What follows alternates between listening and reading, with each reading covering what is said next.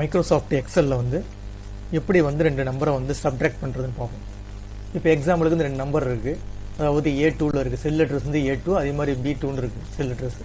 இப்போ இந்த இடத்துல கர்சரை வச்சுக்கிங்க, எனக்கு ரிசல்ட் வந்து Cயில் தான் வேணும், C2ல் வேணும்.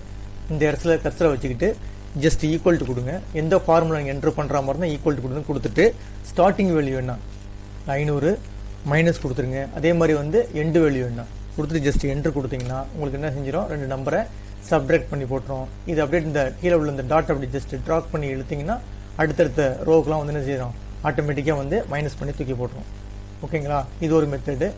அனதர் மெத்தடு என்னன்னா, இப்போ கர்சர் இங்கே வச்சுக்கிங்க, ஈக்குவல் டு கொடுத்துருங்க, சம்முன்னு கொடுத்துட வேண்டியது. சம்முனா கூட்டுறது தான், இந்த பிராக்கெட் உள்ள மட்டும் நீங்கள் மைனஸ் கொடுத்துட வேண்டியது. அதே மாதிரி A2 மைனஸ் இந்த எண்டு வேல்யூ கொடுத்துட்டு பிராக்கெட்டை க்ளோஸ் பண்ணிட்டு ஜஸ்ட் என்ட்ரு கொடுத்தீங்கன்னா ஆட்டோமேட்டிக்காக வந்துடும். அப்போ இடையில என்ன செய்யறீங்க, மைனஸ் மட்டும் கொடுக்குறீங்க, கொடுத்து என்ட்ரு தட்டுங்க.